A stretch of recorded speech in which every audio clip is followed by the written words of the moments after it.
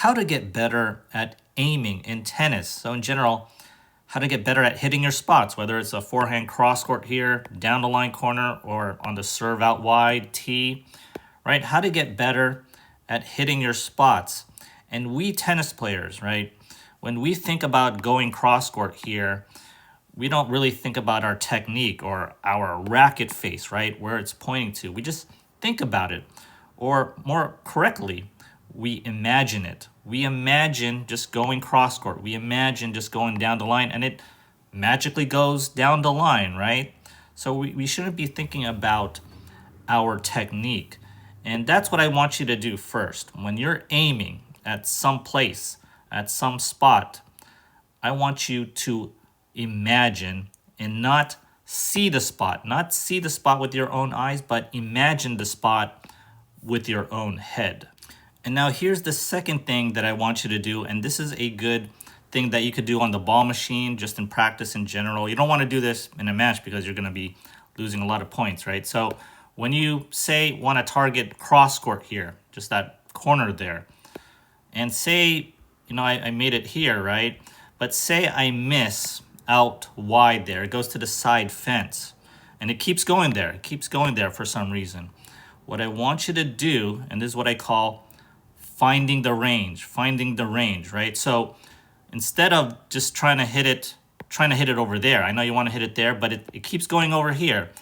What I want you to do is hit it on the other side of the court, on the other side, going inside out, actually, going outside to the right there. That's extreme, right? That's very extreme, but that's what I want you to do because I want you to find the range of this whole area, right? So that you could eventually find that place on the court. And so your brain probably doesn't really know where this place is. So you're hitting it there. Well, to find this place, you have to just hit it there, right? Keep hitting it there, and then eventually, maybe you'll hit it there, you'll hit it to the center, and then you will find this spot. That is finding the range, and that's what many tennis players do, especially on the serve, right? Maybe they're serving out wide there, it keeps going wide. What you do is try to serve to the tee, right? Try to serve the tee, and then eventually you'll find this spot, and out wide you'll find all spots of the box in itself. That's finding the range. The next thing that I want you to do is find your spatial targets. Find targets in space, basically, right? Over here.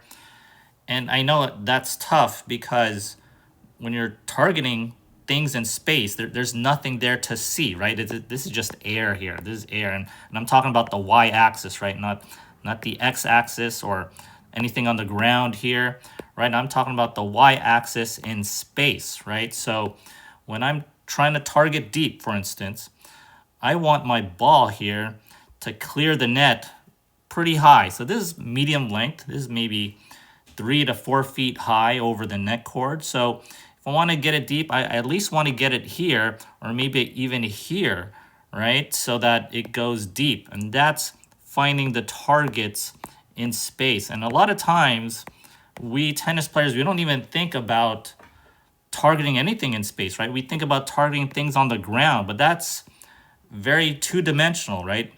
Tennis is very three-dimensional. It's a three-dimensional game. So you got to find targets in space here. And again, this involves imagination, right? Because you're not going to see anything in space. You're going to see air, basically, right? But again, imagine these targets in space, and that will help your aiming. And the last thing that I want you to do, and this is more of a tennis match situation, this is me and Daniel playing a tennis match. What I want you to do is target your opponent's wing, their forehand wing or their backhand wing. And in this particular shot here, I'm targeting my opponent's backhand wing, Daniel's backhand wing here. And let's see where this ball goes. It obviously goes to Daniel's backhand, but lands on this spot, right? And am I actually targeting that spot on the court? This spot on the court? No, in tennis matches, we don't target things on the court here, right?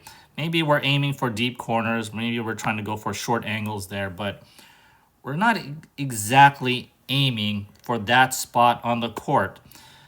what we're aiming for most of the time is that space, that backhand space or the forehand space. I'm actually trying to get Daniel to hit a high ball backhand here. So I'm actually targeting something a little bit higher than what I hit there, right? So that's how you get better at aiming. And all this is really spatial targeting, right?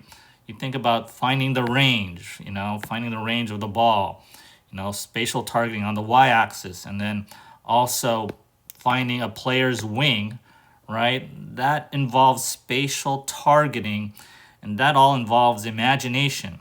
Again, imagination, because we don't see the coordinates in space here, right? You don't see it, but that's how you better aim.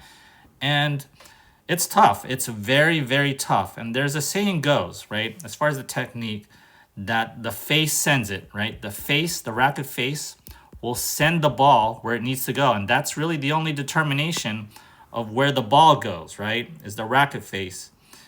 And what bends it is the swing path, right? The swing path. So that's a topspin swing path there. So the face sends it, and the racket swing bends the ball downwards. So if you want to think about technique, think about it that way.